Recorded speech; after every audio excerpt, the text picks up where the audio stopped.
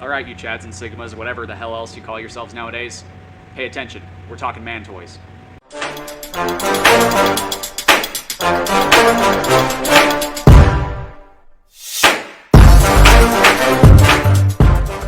If you've been paying attention to my channel at all, you would have noticed that recently I made this spear, and I figured I'd take this opportunity to learn you some things.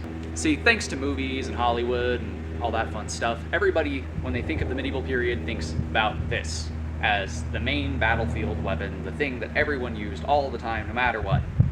When this was more like a pistol in the time. This would have been your rifle. My rifle is my best friend. It is my life. I must master it as I must master my life. Without me, my rifle is useless. Without my rifle, I am useless. Your spear, your pole weapon, whatever specific tool you were to use, this was the king of the medieval battlefield. And today, I plan on demonstrating a few reasons why these, especially spears, not just halberds and other pole weapons, but especially spears, why these were the king of the battlefield. And this, well, this was his little brother. Think about this like your AR and your Glock, or your main battle rifle and your sidearm. Now, don't get me wrong, I do love swords. I am quite fanatic about swords, in fact. I am a bladesmith, so I should be. I've made dozens at this point of swords, and I've refurbished many swords as well. But swords have their limitations. They're a great weapon for close quarters combat, but for the open battlefield, they are a secondary weapon. The first thing you have to understand is that during the medieval period, battle tactics were very important, and keeping your unit tight and not having your unit break was a very important thing. Your father should have told you how our phalanx works. We fight as a single, impenetrable unit. That is the source of our strength. Each Spartan protects the man to his left, thigh to neck, with a shield. A single weak spot, and the phalanx shatters.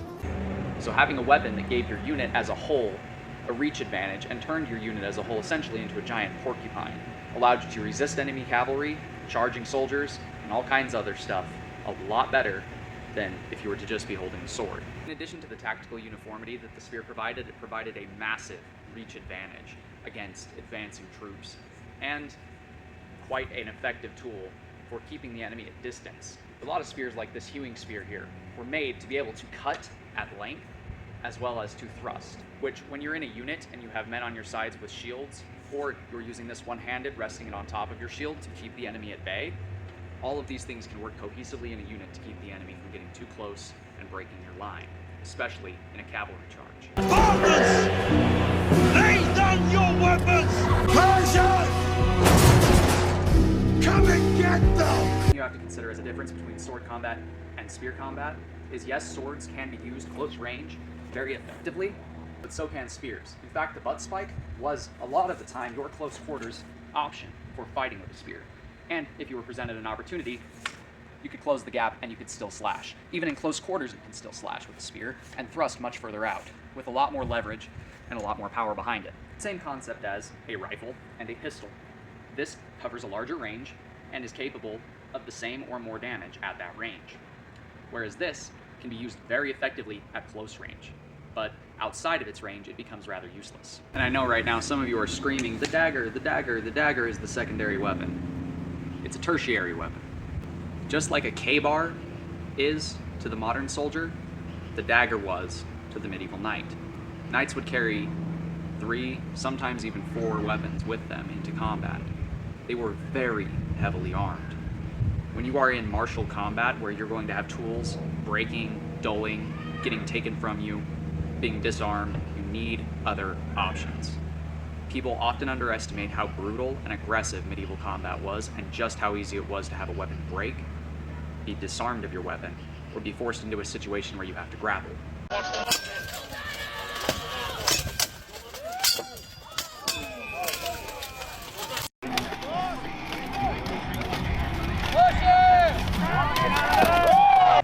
And these weapons are kind of like singular. If you've ever seen that Raising the Bar commercial where there's one bar higher, think of that as a range.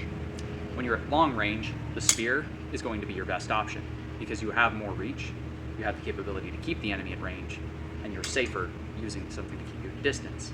Whereas, if they get closer, your sword becomes a more viable option. If they go to the ground with you, the sword is no longer the most viable option. The best thing to use is a shorter blade that you can get into the gaps in the armor with.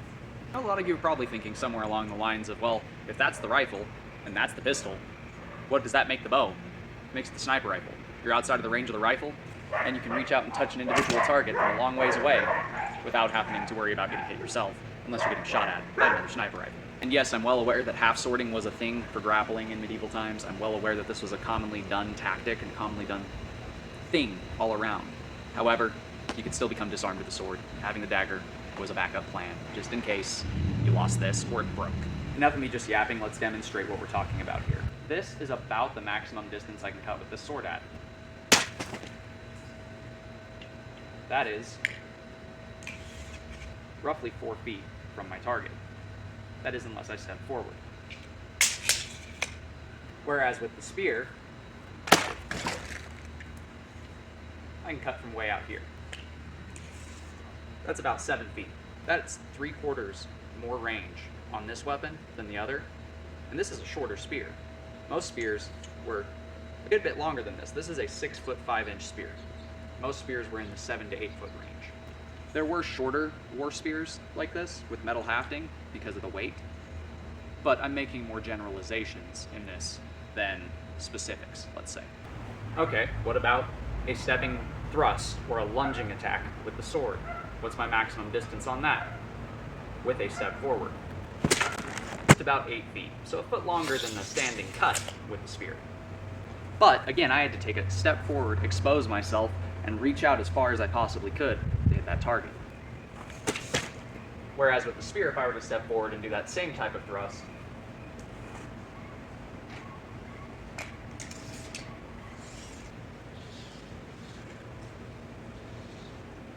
that's roughly 12 feet.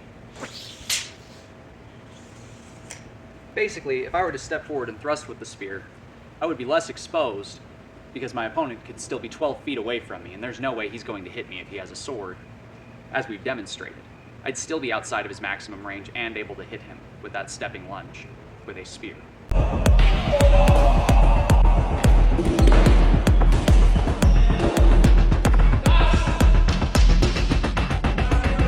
That about wraps things up for me today. If you guys have any thoughts on this, please go ahead and drop them in the comments below. If you have any information, go ahead and drop them in the comments below. But that is my argument for why people need to think about the spear a little more when they think about medieval combat, because we've been fed this narrative that the sword was the beat-all and end-all of weapons.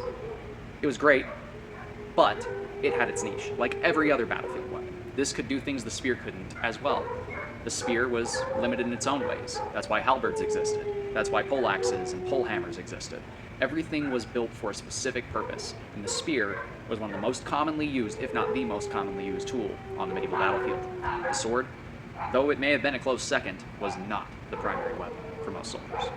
That does it for today's video. If you guys like what you've seen, do me a favor, do that thing right there. And until next time, God bless, stay sharp out there. If you're looking for a custom hand-forged sword, knife, polearm, whatever, check out the Etsy store. Link will be at the end of the video. We're off to fight the British, the wonderful British Allies.